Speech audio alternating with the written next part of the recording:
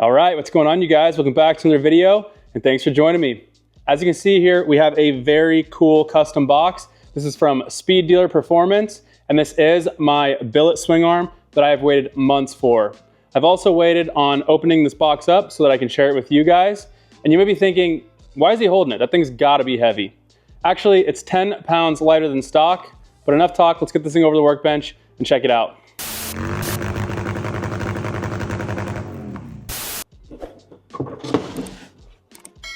All right, take a look at this badass box over here and tell me this is not the coolest packaging that you've ever seen. I know it is for me.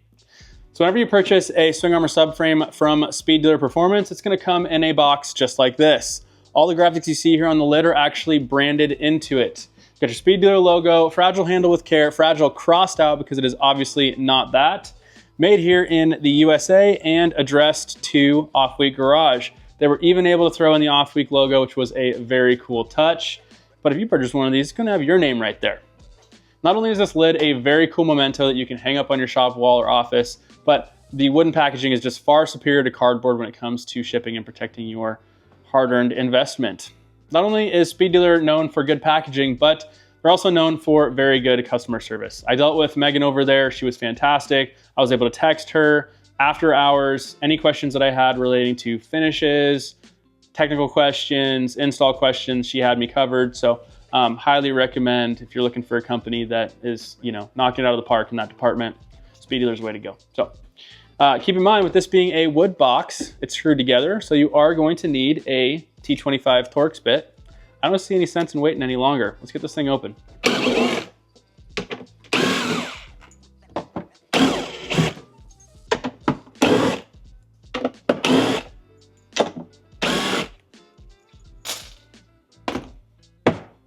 All right, you guys ready for this?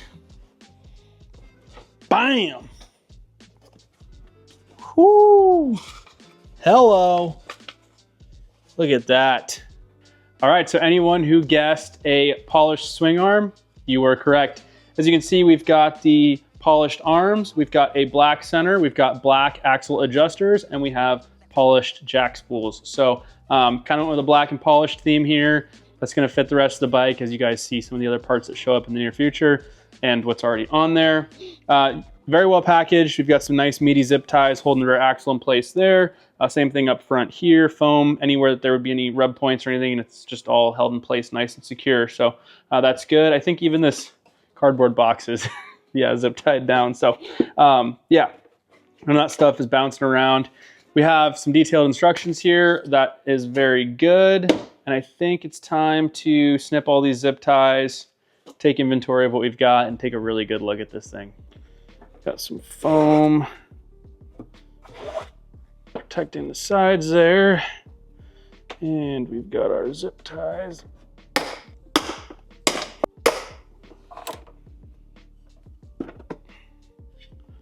Whew.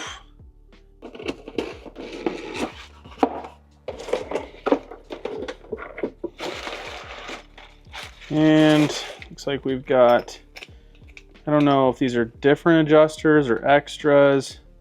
And then we've got some extra wire. And what is this guy? I gotta be honest, I have no clue what this thing is. So maybe the instructions will tell me. And it looks like everything. Before we get to installing this thing on the bike, let's take a quick look at just how good this thing looks just sitting on a damn table.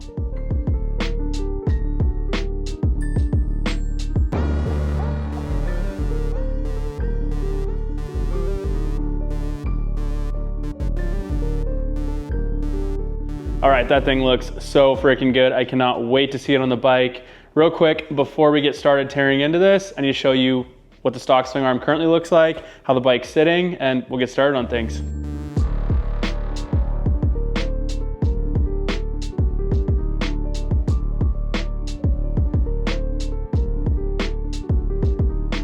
All right, let's get this rolling. First step is gonna be removing these saddlebags.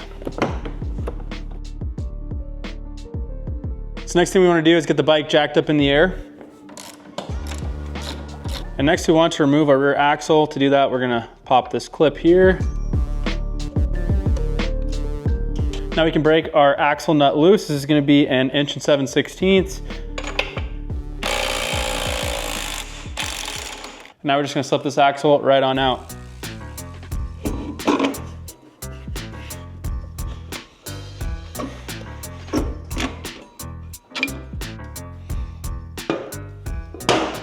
We do have a spacer on the other side of the swing arm and the sprocket here that is going to pop out. And I got anti-seize all over me. But from here, we can go ahead, slip this guy out. I should have already done that while the wheel was up. Why didn't I do that while the wheel was up? Idiot. Well, that was way more difficult than it needed to be, but we did get it done. Definitely remember to pull your trap door on your lift if you're using one prior to removing your axle. That way the wheel doesn't drop down and make your life difficult. It was a rookie ass move on my part. So anyways, next up is gonna be removing our shock bolts. And these shock bolts are a 19.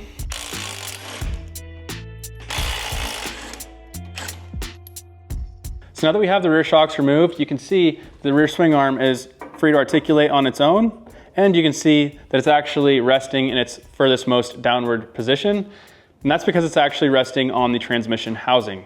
This is exactly what I was talking about when I said that the rear of these bikes is limited in height by your swing arm. As you can see, my shock is actually almost at the swing arm hole there, about right there. So I was basically at capacity with the stock swing arm. This is a 13-inch HD779 Öhlins shock with a 1-inch Krause extension, so about 14 inches essentially.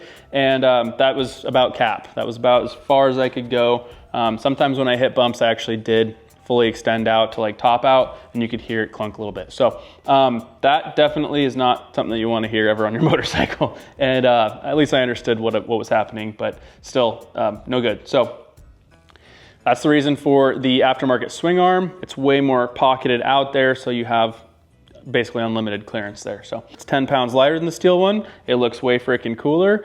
You're able to run a radial caliper. I mean, you can do that with a stock one too with an adapter arm, but there's that. So we're gonna use a nice little screwdriver here, pop this cover.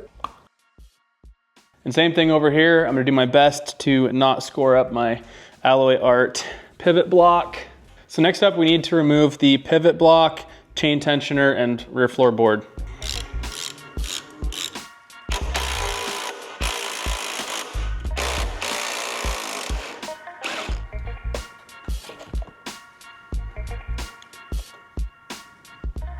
So now you can see our rubber isolator for our engine mount / swing arm. Okay, so this next part is a little bit tricky. It definitely helps to have somebody helping you out, but you can do it on your own. Take a look at what I got going on here.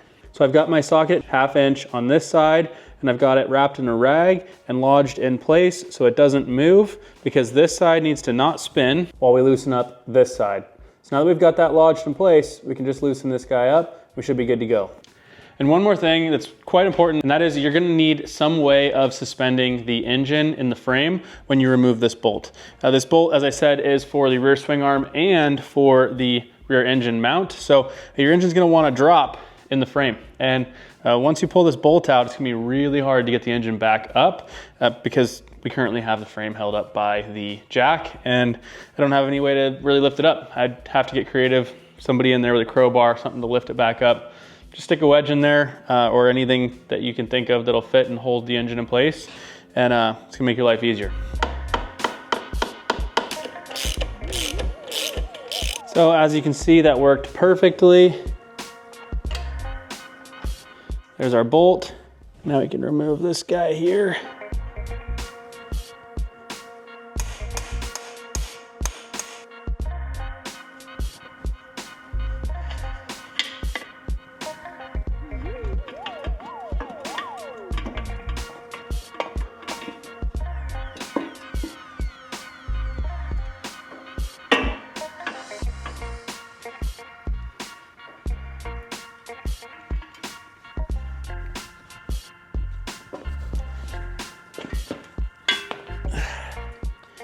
There you have it.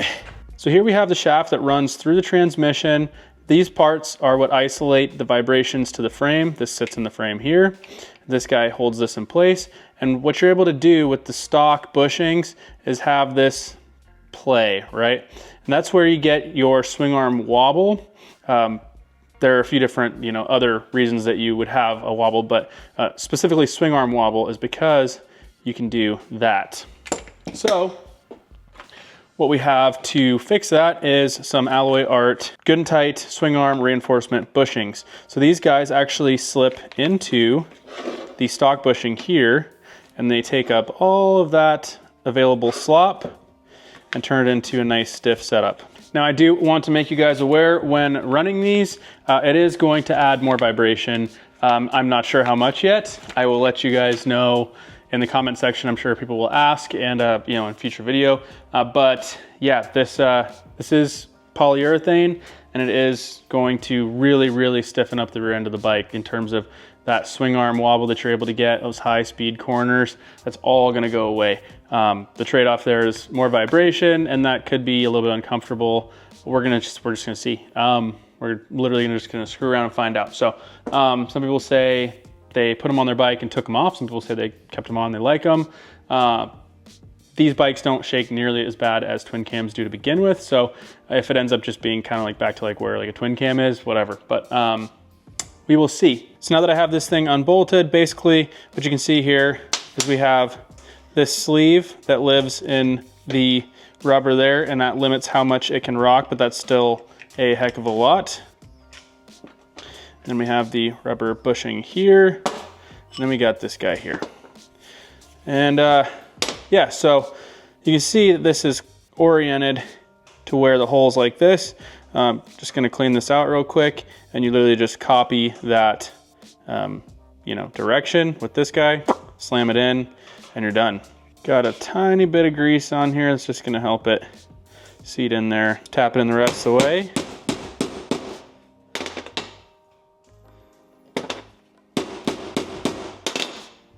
And there you go. You see it's seated perfectly in there.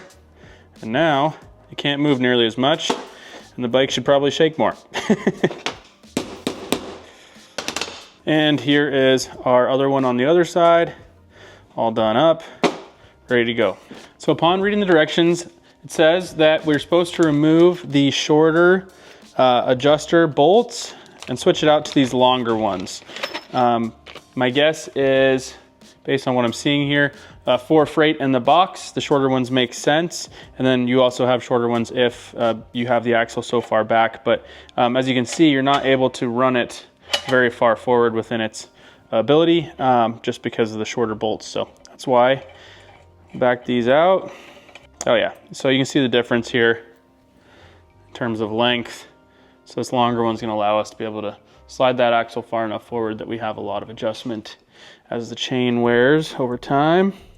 So we're looking at a 5/32 Allen here, right into that head. It is a 1/2 inch drive nut, and we're just gonna back it up the other way. Put it right onto the longer one.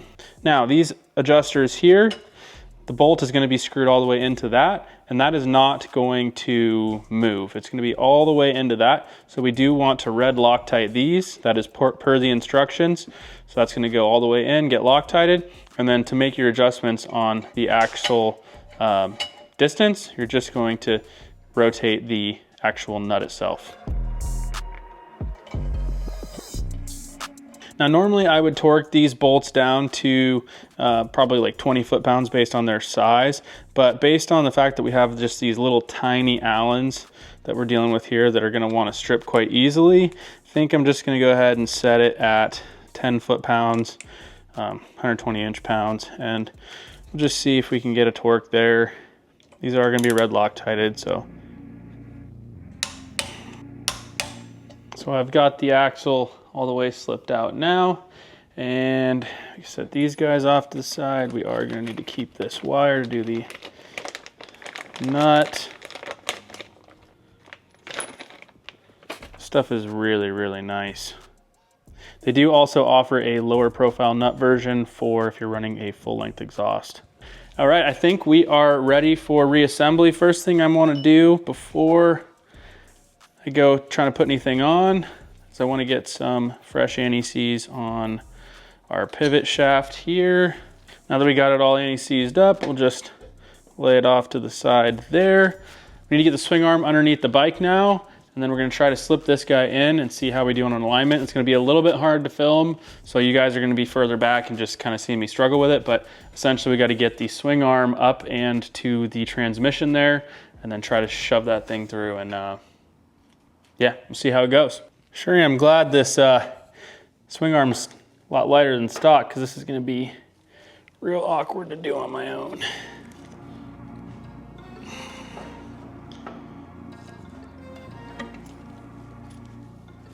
At this point, I think it would really help to have the shock bolts in.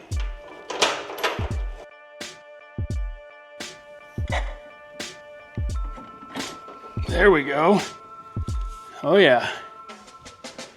So we just put a little pressure on the frame there, and on this back tab here, had the rag covering it so we didn't screw anything up. Just got a little pry so we could get it over enough. There we have it.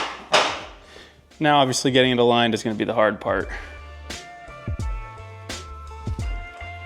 Yeah, there's our first roadblock right there. There we go. And there's our next roadblock.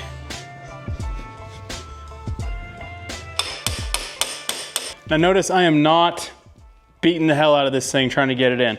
I am just kind of loving it along. If it decides it wants to stop, I'm gonna go check why and what I'm hitting next, because we are aligning the rear end of this engine right now. There you go. So we've snagged up on something. It's probably gonna be that bushing on the other side. So we need to make that adjustment. Sounds like it's all the way. Sure looks like it. Boom. All right, we've got the pivot shaft sent all the way home. So the swing arm is now safely hanging in place. So that is where I'm going to leave you guys for the night. Girlfriend's on her way home with dinner, and now it's just a really good stopping point. I don't feel like working on this all night.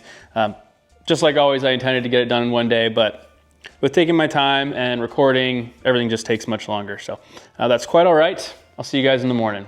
All right, good morning, you guys. We're back at it, and we got Dan over. He is doing a little wrenching on his bike. We got to install the Lindell rear brake rotor, but we got to get this peg off the lift first. So we got to finish up this swing arm install. First step is going to be running to town, grab some bolts for the shock mounting. That is a different thread pitch than the OEM one. So we got to do that, and then we will continue on with assembling this thing. The man, the myth, the legend.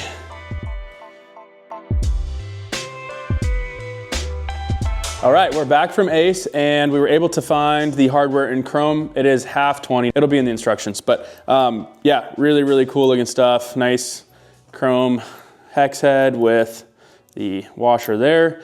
And yeah, so we're gonna go with the furthest most forward setting, which is gonna be 1 inch taller. So we're running a 14-inch shock, 13 with a 1-inch cross extension, and all the way up front here. So about 15 inches in the rear is gonna be where we're at. We'll throw some red Loctite on here, and Speed Dealer does say no more than 45 foot-pounds of torque. So I'm throwing a little bit of electrical tape on the head of this, just so hopefully I don't chip up the chrome too bad. Also using a 6-point socket instead of a 12-point is gonna have less edges that are possible to screw it up.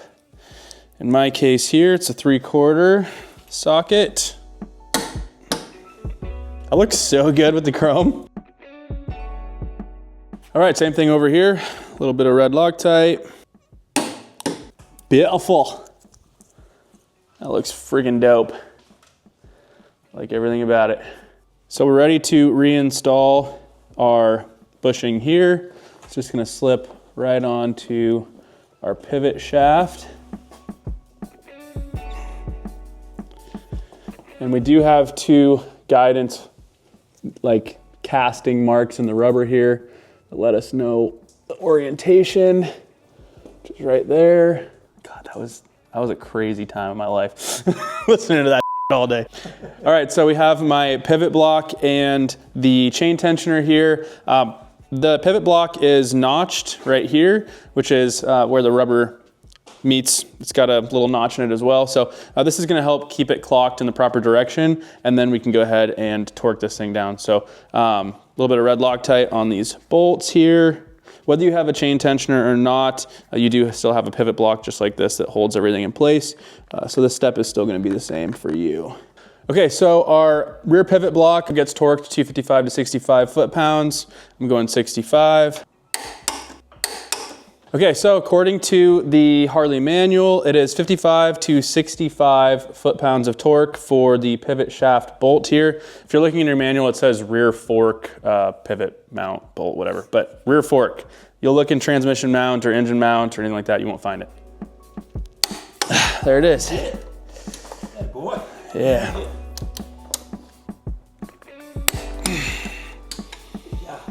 All right, now that we have the swing arm pivot shaft situation all squared away, we're good to throw the rear wheel in. I'm really glad I have Dan's help for this.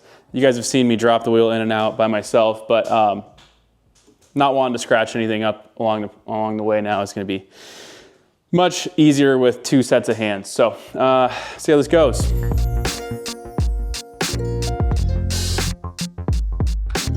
So from here, this is gonna be pretty much the same as stock. I'm gonna go ahead and anti-seize up our new shaft that comes with the swing arm.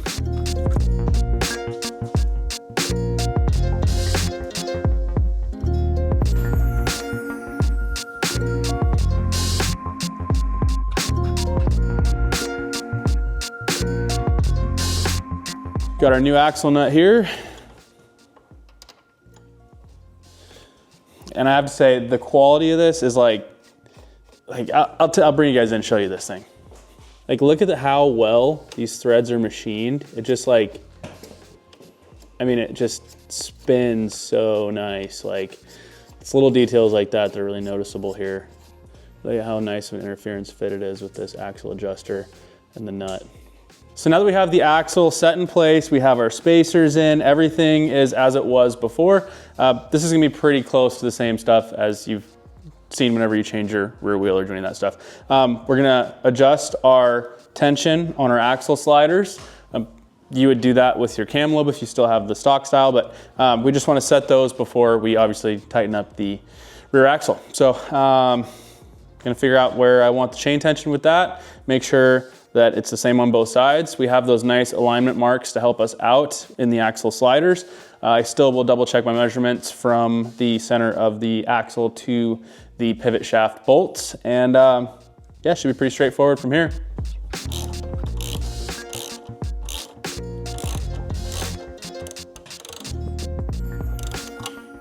All right, so Speed Dealer's axle nut is 1.25 inches.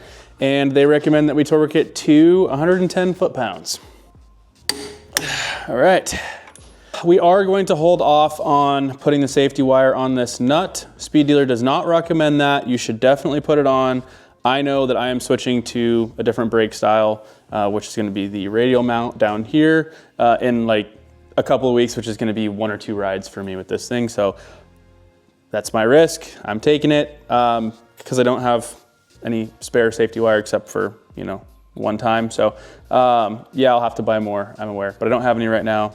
That's what I'm doing. So pretty much just final buttoning up these little plastic caps that go here on our pivot blocks and in the frame. Go ahead and slip those in. Do the same thing on the other side, and we should be good to put this thing on its own weight for the first time.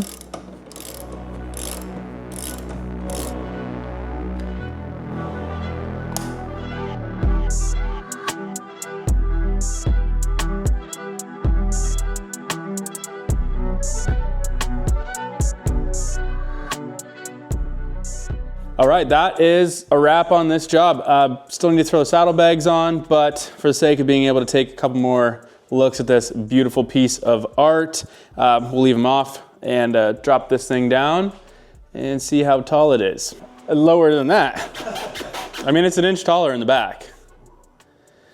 And then I'm gonna drop the front 1 inch And it's gonna have a really nice rake and trail for performance. Yeah, that's wild. This thing is. Want me to move my fat berth out of the way? Yeah, and I'm gonna throw the saddlebags on.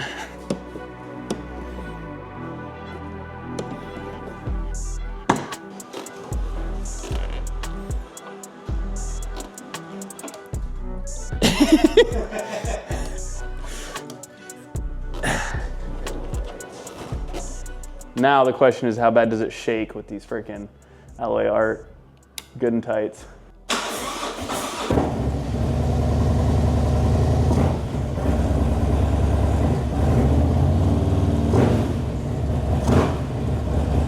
You definitely feel it in the seat. Yeah. And in the floorboards. But like the engine, it used to like, you could feel it rock in the frame. And now instead, I feel vibration, but I don't feel it rock in the frame. I mean, you can see it. It's not bouncing around like it used to. I like that it's now level again. Like you can even see it like with the frame, like, yeah, the floor is not quite level, but I can tell that it's like back to like good geometry, yeah. All right, you guys, that is gonna do it for this one. Full Speed Dealer swing arm reveal and install. Pretty straightforward. I think you could do it in about half a day with a friend's help. Probably 3/4 to a whole day if you're doing it yourself, just because lining that pivot shaft up on your own can be hard. But I'm very happy with how it turned out. The fit and finish is just top notch. It lifted the bike up 1 inch and stiffened up the rear end with those alloy art bushings. So what I was going for is exactly what I got, which is, you know, always a good result. So I can say right off the bat, the good and tight bushings in those pivot blocks definitely does add a little bit of vibration, but I would say it's pretty negligible so far. Obviously, longer ride, I will have a different answer for you guys on that, more detailed answer, but it seems kind of somewhere between like a stock M8 and what a twin cam would be. So really not too bad, at least not idling and revving it. So other than that, hopefully you guys learned something. Hopefully you enjoyed it. If you did, please give the video a thumbs up. Comment down below. I'll answer any questions that I can for you guys. If I missed anything, also let me know, and I'll definitely clear that up. Make sure you're subscribed. I have a ton more parts on the way. We've got a complete front end conversion. We're changing everything up. We've got big brake kit. We got 19-inch front wheel. This thing is going full performance bagger with just enough reasonableness to it to be able to still tour a couple of 5,000 mile trips a year. So other than that, I'll catch you guys in my next off week.